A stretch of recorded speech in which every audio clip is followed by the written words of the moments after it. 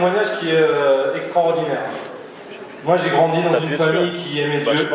Moi, j'aimais Dieu aussi. J'allais à l'église pour voir les copains, mais c'est plus tard qu'à 18 ans, j'ai vraiment fait une démarche où j'étais sauvé. C'est vraiment à ce moment-là que j'ai rencontré Jésus comme mon sauveur personnel. J'allais à l'église et puis les gens ils me regardaient et puis en fait je discutais avec tout le monde et surtout avec les dames plus âgées, donc j'étais vraiment bien vu. Par contre, ce que personne ne savait, c'est que depuis l'âge de 11 ans, j'avais une obsession. Il y avait un truc qui me prenait la tête, qui me prenait le ventre, qui m'obnubilait. Et je raconte pas ça à tout le monde, et peut-être que je prends un risque en le disant là. Hein. Mais en fait, depuis l'âge de 11 ans, j'avais une obsession, c'était le suicide. J'étais sûr que j'allais me suicider. J'étais sûr que j'allais le faire. C'était écrit, c'était normal, ça allait arriver. Au début, ça allait, ça partait, il n'y avait pas de raison particulière, il n'y avait rien, il m'est pas arrivé un truc spécial, je sais pas. Mais ça me prenait la tête. Quand je me promenais et que je voyais, je sais pas, une poutre dans une grange ou quoi, j'avais peur, je me disais, oh non, non, non, je vais le faire, mais non, non, non. À 18 ans, je me suis converti, j'ai donné ma vie au Seigneur, et ça c'était pas parti en fait. J'aimais Jésus vraiment, hein, mais c'était pas parti. Et ça allait même en s'empirant. Des sueurs froides, des angoisses qui partaient de mon ventre, bouffées de chaleur, et je pleurais. Mais ça, personne ne le savait, je le cachais. Hein. Et 2 ans après ma conversion, je ne sais pas pourquoi, le Seigneur a mis le doigt sur plein de choses. Et j'ai mis ma vie en règle avec lui. Plein de choses hein, que je pensais que je savais être incompatibles avec la foi chrétienne, mais en fait des choses que le Seigneur m'a montrées précisément. Et un jour, le Seigneur m'a parlé au travers de quelqu'un, il m'a dit « Arrête de fumer, tu vivras de grandes choses avec la jeunesse ». J'étais chrétien déjà. Hein. Et c'était impossible que je sente, hein, je l'avais caché à ma mère. Alors pour cacher un truc à ma mère, c'était impossible qu'il y ait un gars qui vienne de je sais pas où qui le sente. Mais le Seigneur a mis le doigt sur plein de choses. Et en fait, il a fait le ménage dans ma vie. Et même après avoir fait le ménage, ça continuait. Et je ne peux pas vous dire comment, je ne peux pas vous dire quand, mais Dieu m'a délivré. Je vais avoir 20 ans. Aujourd'hui, je suis comme André Grise, presque 40 ans. Enfin, pas aujourd'hui, hein, bientôt. Mais le Seigneur m'a délivré. Complètement. Je me tiens debout devant vous, comme l'a dit JP, j'ai une femme merveilleuse, j'ai 2 enfants. À un moment donné, je me disais, je vais le faire, je vais me suicider. Toutes mes émotions, elles allaient dans ce sens-là, ça n'arrêtait pas. Et en fait, la seule chose qui me retenait, c'était ce petit fil. C'était pas mes émotions qui me disaient, Dieu ne veut pas ça pour moi. Dieu ne le veut pas pour moi. Mais toutes mes émotions, elles allaient dans l'autre sens. Mais Dieu ne voulait pas ça pour moi. Alors pourquoi est-ce que je vous raconte ça ? Est-ce que j'ai douté ? Oui. Est-ce que j'ai douté ? Oui. Est-ce que je me suis demandé est-ce que c'est vraiment vrai que Dieu ne veut pas ça pour moi ? Est-ce que j'ai douté de me dire que vraiment Dieu il tenait à ma vie et il ne voulait pas que je mette fin à ma vie ? Oui, j'ai douté de ça. Est-ce que j'ai douté ? Est-ce que des fois je me suis dit même j'en ai marre d'attendre ? Ça vaut pas le coup d'attendre, ça vaut pas le coup de me battre, je ferais mieux de me laisser aller et de faire le grand saut et puis c'est terminé, après c'est terminé. Oui, je me suis dit ça. Je dis ouais, ça vaut. Maintenant j'en ai marre, je lâche l'affaire. Mais est-ce que j'ai bien fait de tenir ? Est-ce que j'ai bien fait de tenir ? Oui. Parce que je suis là aujourd'hui et je peux vous partager que j'ai dans mon cœur le Seigneur qui vit par son Saint-Esprit et que je suis joyeux, que je suis heureux. Depuis que c'est parti, hein, c'est jamais revenu. C'est jamais revenu. Hein. À un moment, je ne pouvais même pas regarder des films qui parlaient de ça parce que les angoisses, elles revenaient. C'est jamais revenu. Donc est-ce que j'ai douté ? Oui. Est-ce que j'avais envie de lâcher l'affaire ? Oui. Est-ce que j'ai bien fait de tenir et de tenir bon jusqu'au bout ? Oui. Alors les doutes, ils ne sont pas toujours aussi dramatiques que ça. Hein. Mais vous comprenez le mécanisme des doutes. Les doutes qui nous amènent à angoisser, à nous isoler, à ne pas montrer aux autres ce qui se passe. Ou alors ces doutes qu'on a, on dit mais moi je crois plus en ça, je crois pas en ça, je sais même pas si Dieu existe, je sais même pas si Jésus était vraiment mort et ressuscité. On peut même pas les partager parce que les gens nous prennent, on a l'impression qu'on est des extraterrestres si on dit j'ai des doutes. Moi je sais pas, moi si vous qui êtes dans une église, est-ce que vous êtes à l'aise pour dire à vos pasteurs, ou vos responsables de jeunes, ou à vos parents, ou à vos tontons, ou à vos grands-parents que vous avez des doutes? Ou est-ce qu'on vous regarde comme des extraterrestres? Pas bien douter, c'est pas mal. Ou alors il y a ceux qui doutent jamais. Alors ceux-là ils sont insupportables. En fait ils croient qu'ils doutent jamais, ou plutôt ils montrent qu'ils doutent jamais. Ils ont l'air tellement sûrs d'eux. Mais il y a une étude qui a été faite auprès des 18-35 ans par un institut qui s'appelle Barna, qui a trouvé que 60% des personnes disaient que l'église c'était pas un endroit où on pouvait en toute sécurité exprimer ses doutes. Parce qu'on a peur d'être jugé, on a peur de juger, on a peur que les gens ne sachent pas quoi nous répondre. Et le directeur de cet institut, David Kinnaman, il dit cette chose, il a écrit le livre You Lost Me, et il dit « Je pense que le doute non exprimé est un des plus grands destructeurs à la fois. Le doute que j'exprime pas, c'est un tueur de foi. » Alors le doute, c'est embêtant, parce que le doute, ça prévient pas. On se dit pas « Bon, ce soir, à 18h30, je décide de douter. » Après 18h45, ça va passer. Non, ça vient, ça vous prend à des moments où vous n'avez pas envie que ça vienne. Ça vous prend dans des situations où vous dites « Mais j'aimerais ne pas douter. J'aimerais pas penser à ça maintenant, mais là, c'est là devant moi. » Alors d'abord, une petite définition de ce que c'est le doute. Je vais vous donner une définition qui ne vient pas de la Bible, une définition qui vient du dictionnaire de la psychiatrie, qui dit « Le doute, c'est une incertitude qui porte sur la réalité, la vérité ou le choix, et qui aboutit à une indécision, une irrésolution, voire une aboulie, plus envie de rien faire, péniblement ressentie par le sujet, avec un besoin répétitif de vérification et de retour. Le doute est une source possible d'épuisement. Le doute, une incertitude portant sur la réalité, la vérité ou le choix qui aboutit à une indécision, une irrésolution, plus envie de rien faire. Le doute est péniblement ressenti par la personne qui doute, et elle a ce besoin répétitif de vérifier avec une source possible d'épuisement. L'image du flyer de ce soir, elle est parlante. Vous imaginez cet homme replié sur lui-même parce qu'il a perdu sa paix. Il angoisse. Il est en train de se poser cette question, qu'est-ce que je fais? Est-ce que je lâche l'affaire? Ou est-ce que je tiens bon? Il est en train de se dire, mais est-ce que c'est vrai ou est-ce que c'est pas des conneries tout ce qu'on me raconte? Excusez-moi. Est-ce que c'est pas des cracks tout ce qu'on me raconte? C'est trop invraisemblable. Incertitude qui me bloque. Un des doutes les plus forts, c'est mais est-ce que c'est vrai tout ça? Est-ce que c'est vrai ce qu'on me dit? Est-ce qu'il y a vraiment une vie après la mort? Est-ce que Dieu veut vraiment me guérir? Est-ce que Dieu est vraiment mort pour mes péchés? Est-ce que je peux vraiment être sûr que mon nom est inscrit dans le livre de la vie et quoi qu'il advienne, si je meurs ou qu'il revienne me chercher, je serai avec lui pour l'éternité? Cette question, mais est-ce que c'est vrai? Est-ce que c'est vrai qu'il y a des anges qui veillent sur moi? Mais il y a un autre doute qui est très fort aussi.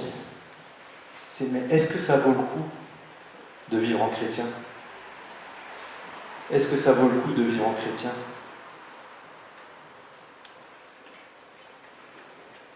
Moi, personnellement, j'avais pas trop de problème avec la première question, est-ce que c'est vrai?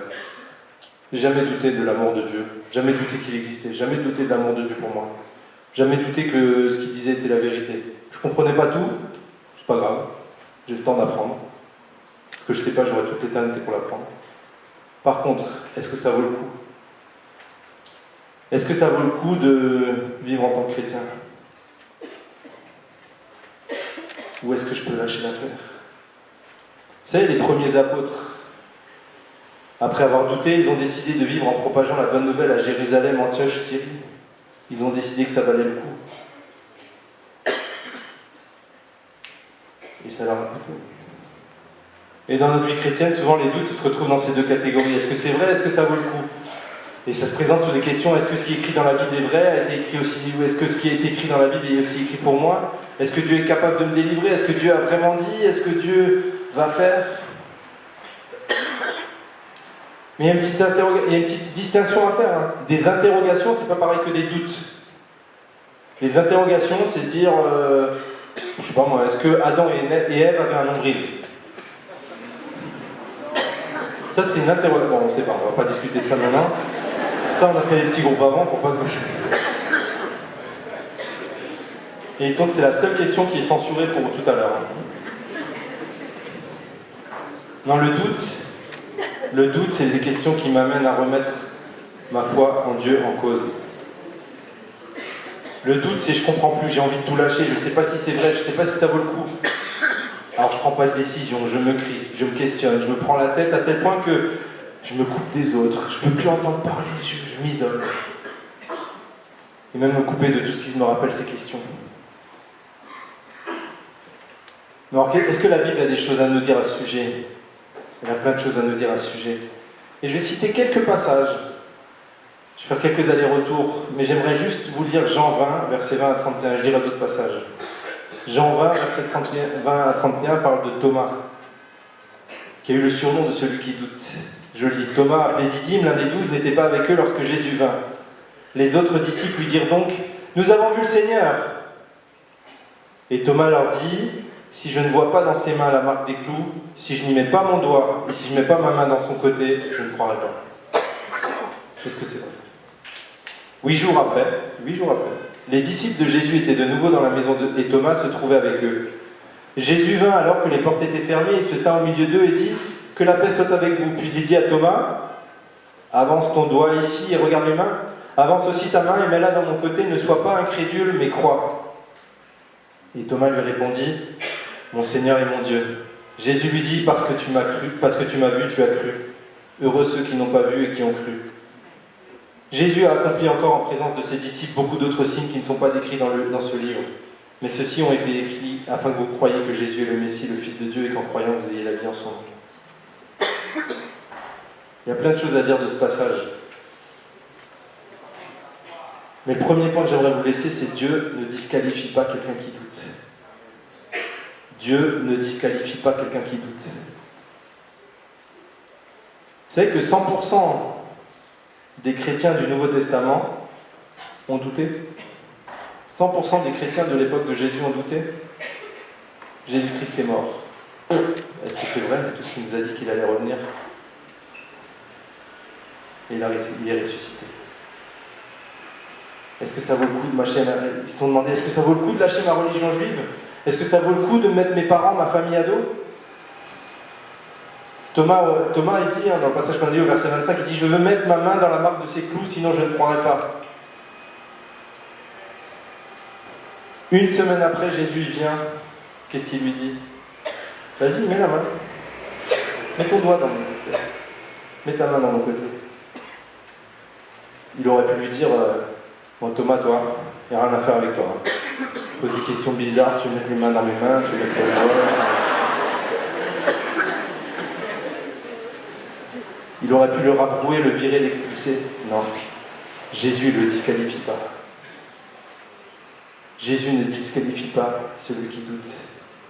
Et ça, vous le trouvez tout au long de la Bible. On remonte à l'Ancien Testament, dans l'Exode. Le peuple d'Israël fabrique des briques pour le Pharaon. Ça ne va pas assez vite. Donc ils mettent la pression au peuple d'Israël qui se plaint auprès de Moïse, qui dit « Oh là, mais l'Éternel nous a dit que ça allait se passer bien, et c'est de pire en pire, c'est de pire en pire. Regarde, le Pharaon, il est pire avec nous, c'est Dieu qui nous attaque. » Moïse, il va voir l'Éternel, et dit « Mais en fait, ça n'arrive pas ce que tu nous as dit. Ça n'arrive pas ce que tu nous as dit. »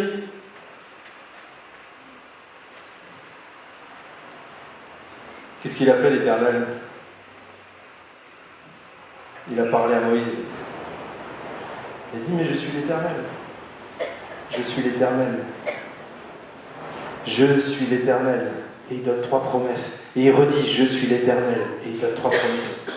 Il n'a pas dit, Moïse, tu me saoules. Il va en falloir un autre.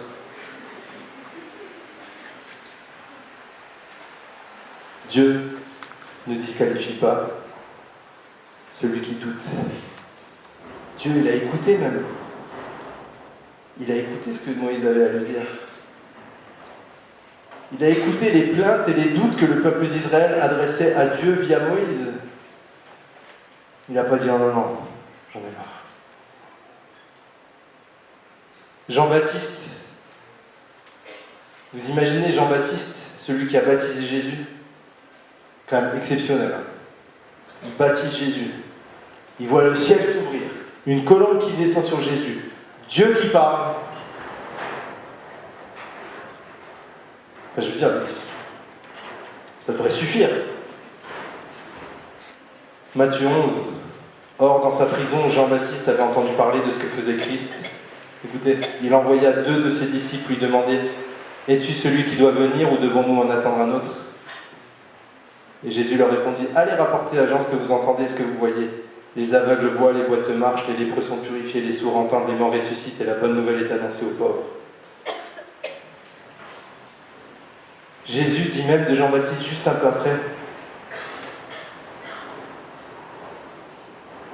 qu'il n'est venu personne de plus grand que Jean-Baptiste. Il est l'Élie qui devait venir. Dieu ne disqualifie jamais quelqu'un qui doute.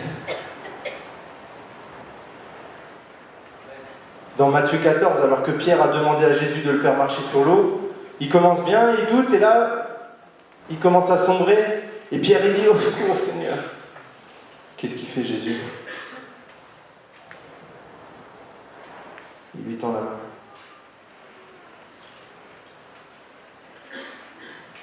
Il n'a pas laissé couler, hein. Il n'a pas dit un de perdu, on va en trouver d'autres. Tu peux être chrétien et douter. Tu peux être chrétien et douter. Doute et foi chrétienne, malgré les apparences, malgré ce qu'on vous a peut-être dit, c'est pas incompatible. Moi, mon doute, j'ai pas la prétention que mon doute puisse empêcher Dieu d'agir. J'ai pas la prétention que mon doute puisse empêcher Dieu de m'aimer.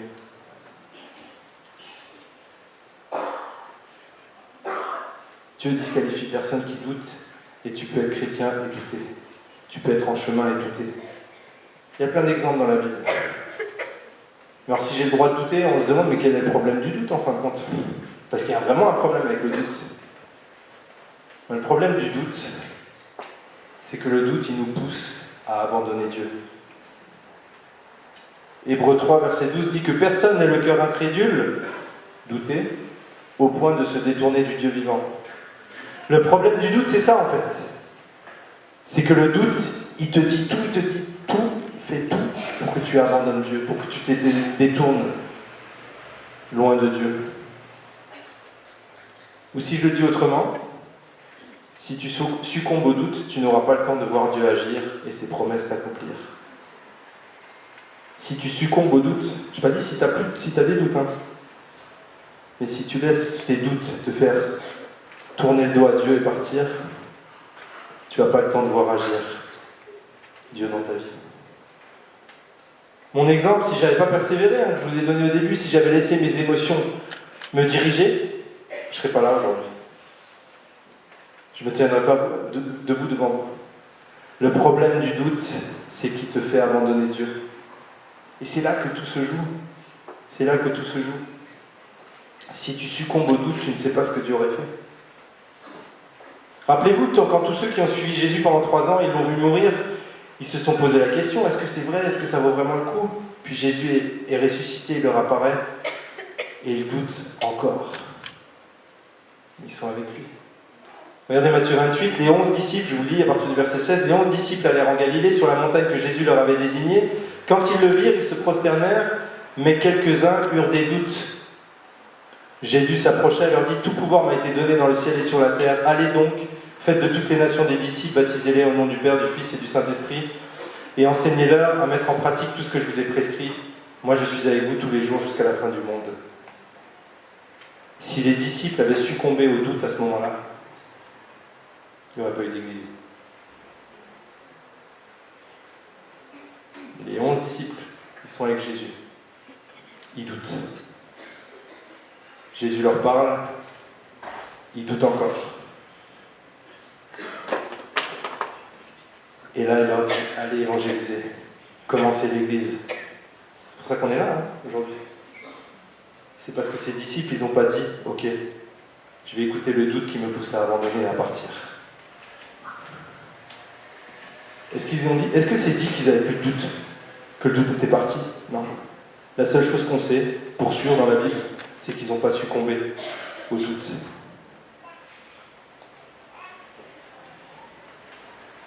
On a fait des camps d'évangélisation qu'on avait démarré il y a longtemps.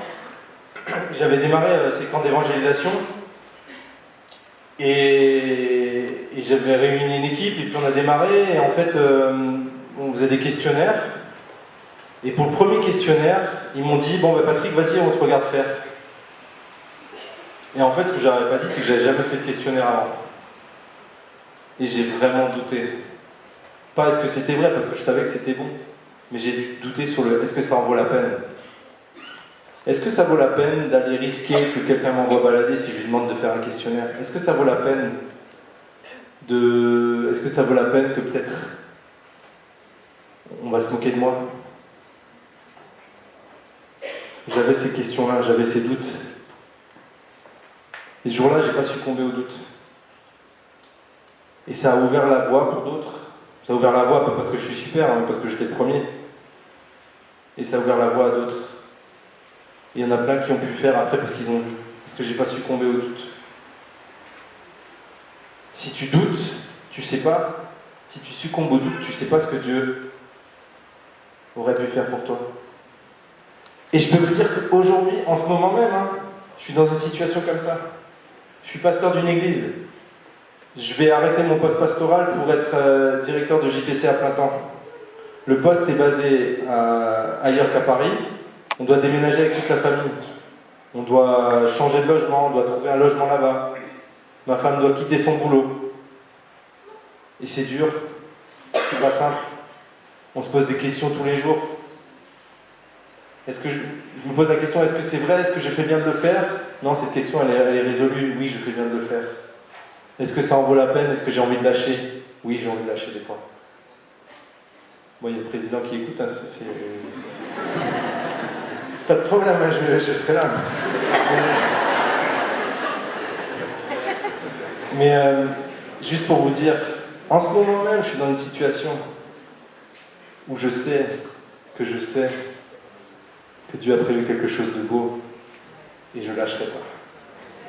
Et je ne laisserai pas le doute me faire tourner le dos à Dieu et abandonner, parce que j'ai envie de voir ce qu'il en réserve pour nous tous. Le doute, le diable utilise des doutes pour nous faire abandonner la foi, pour nous faire sortir des plans que Dieu a pour nous. Alors du coup, comment réagir? Que faire quand on a des doutes? Juste, je rappelle, Dieu ne disqualifie pas quelqu'un à cause de ses doutes. Et le problème des doutes, c'est pas d'en avoir, mais c'est que ces doutes nous poussent à ce que ces doutes nous poussent à faire, abandonner Dieu. Alors comment réagir?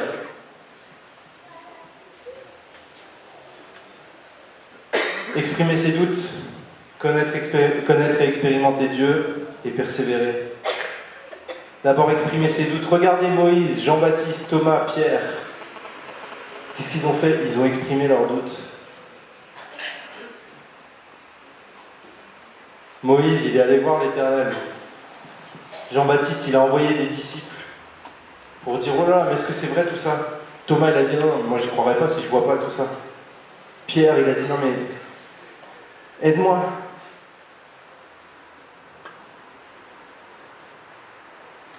Alors je suis vraiment désolé. Et là, j'aimerais prendre ma casquette de pasteur. Je suis vraiment désolé si la communauté de croyants, votre église, et je ne vais pas les critiquer du tout, je parle pour la mienne aussi, enfin la mienne, celle du Seigneur dans laquelle je suis. Je suis désolé si ce n'est pas un endroit où vous étiez suffisamment à l'aise pour pouvoir exprimer vos doutes. Je suis désolé si on ne vous a pas laissé l'espace pour dire « là je ne crois pas, là j'ai peur, là je ne sais pas si c'est vrai, là je ne sais pas si ça en vaut la peine ». Peut-être que vous avez eu des gens qui étaient trop, peut-être même arrogants des fois. Je suis vraiment désolé si vous n'avez pas pu exprimer vos doutes à ceux qui sont censés représenter Jésus. Parce que dans la Bible, ils sont allés exprimer leurs doutes à l'Éternel ou à Jésus.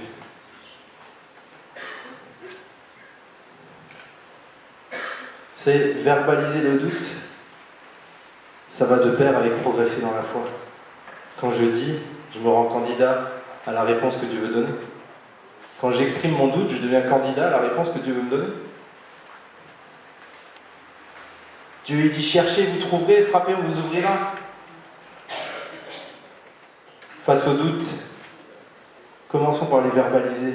Oui, j'ai un doute, et ça ne fait pas de moi un non-chrétien. Oui, il y a des choses que je ne crois pas, et ça ne fait pas de moi quelqu'un qui n'a pas de foi. Juste, je suis en galère sur ce point-là, et Dieu le sait. Verbaliser le doute, c'est pas l'accepter, hein. C'est juste partager ce qui nous préoccupe. C'est pas parce que tu veux dire je crois pas en Dieu que tu vas créer le fait que tu crois pas en Dieu. Verbalise simplement tes doutes. Deuxième chose, c'est connaître et expérimenter Dieu. Le doute, il a vraiment un problème quand Jésus est la réponse. Le doute, il a vraiment un problème quand Dieu répond lui-même. Moïse, Dieu lui dit, mais je suis l'Éternel, ton Dieu. J'ai dit que je prendrais soin de toi. Confronté à Dieu, confronté à Jésus, nos doutes, avec du temps des fois, ils perdent de leur importance. Thomas, il a cru en voyant Jésus. Il avait l'air déter quand même. Il s'est dit, voilà, si je vois pas, si je mets pas mon doigt dans sa main, si je mets pas ma main dans son côté, je croirais pas. Jésus vient le voir une semaine après. Je connais ton doute. Tiens, vas-y. Fais. Vas-y, fais. Et la Bible dit quoi? Thomas, il a dit, en l'ayant vu, il a cru. Jean-Baptiste, on lui a raconté le miracle. Et alors on dit, si je vois Jésus agir dans ma vie, je croirai. Mais c'est pas que notre vie. Hein. Quand Pierre il était sur la barque, qu'il a sombré dans l'eau, que Jésus l'a rattrapé, qu'il est monté avec lui dans la barque, que le vent s'est calmé, il est dit que les autres qui étaient dans la barque, ils ont dit, tu es vraiment le Fils de Dieu.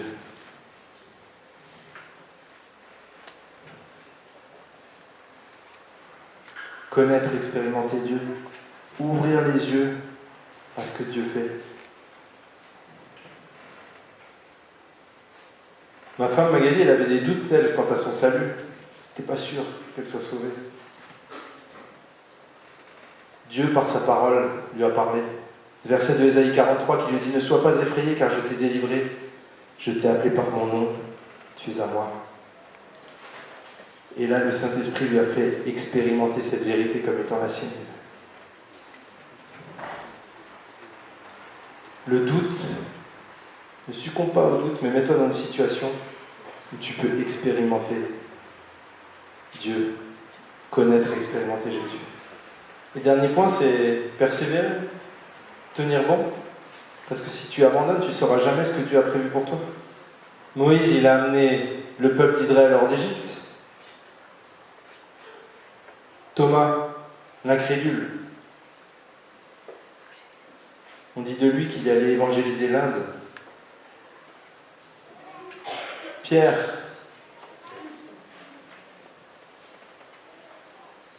il est devenu le roc sur qui Christ a bâti son Église. Si tu succombes au doute, tu ne sauras jamais ce que Dieu a prévu pour toi. La réponse au doute, c'est de crier notre dépendance à Dieu. J'ai besoin de toi. Le doute, il nous oblige à l'humilité. Il nous oblige à la foi, pas la foi qui dit j'ai pas de doute, hein. La foi qui dit malgré mes doutes, je veux m'accrocher à Dieu. Et je ne vais pas lâcher l'affaire parce que je veux voir ce qu'il en réserve pour moi. Alors qu'est-ce qu'on fait de tout ça? Est-ce que c'est vrai? Est-ce que ça vaut la peine? Le doute dans le service. Moi je me souviens dans ces camps d'évangélisation, il y avait un gars qui était là et il n'avait pas l'air très à l'aise. Je suis allé le voir, je lui ai demandé mais qu'est-ce que tu sais faire toi? Il m'a dit, je sais faire le clown. Et je dis, ben écoute, tu sais ce qu'il y a, bah fais le clown. Aujourd'hui, il est missionnaire. Il a donné ce témoignage un jour où il a dit, j'ai eu un espace où je pouvais m'exprimer, où ce que je savais faire en valait la peine. Est-ce que c'est vrai? Il croyait que c'était important d'évangéliser, il a dû s'inscrire à un camp d'évangélisation. Mais est-ce que ça valait la peine d'avoir cette vie de chrétien où j'allais être missionnaire avec ce que je connaissais en tant que je savais faire en tant que clown? Mais il n'osait pas.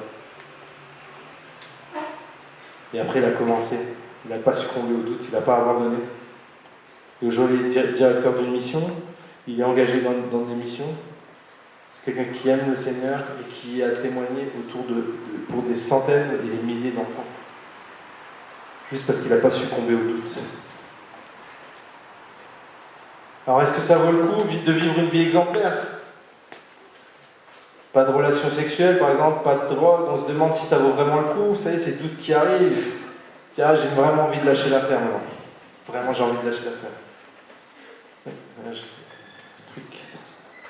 Il me reste 3 minutes. J'ai vraiment envie de lâcher l'affaire. Mais tu ne sais pas ce que Dieu a en réserve pour toi. Tu ne sais pas à quel moment Dieu va intervenir pour toi. Bien, c'est le tentateur qui agit comme Adam et Ève. Goûte, c'est tellement bon. Alors que Dieu a dit non. Mais le tentateur veut nous faire douter. Est-ce que Dieu a vraiment dit non? Est-ce que Dieu a vraiment dit non? Le tentateur, il nous pousse à abandonner Dieu.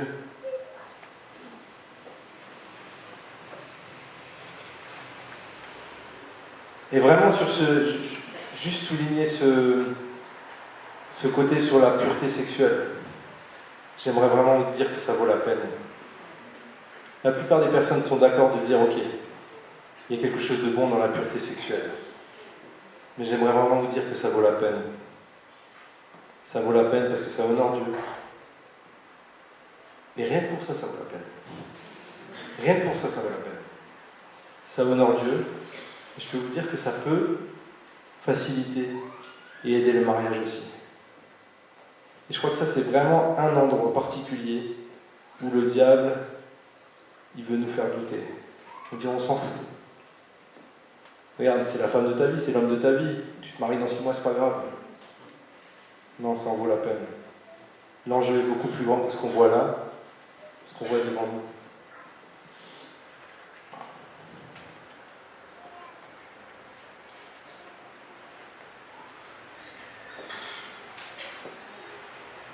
À un moment, Jésus il est avec les disciples et il parle de choses assez difficiles et il y en a plein qui ont des doutes.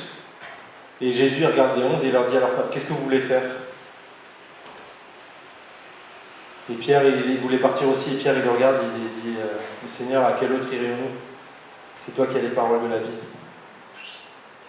Et ça, c'est la question que j'aimerais vous laisser ce soir. Si tu es au moment où tu as envie de succomber à tes doutes, réponds à cette question, à qui d'autre j'irai?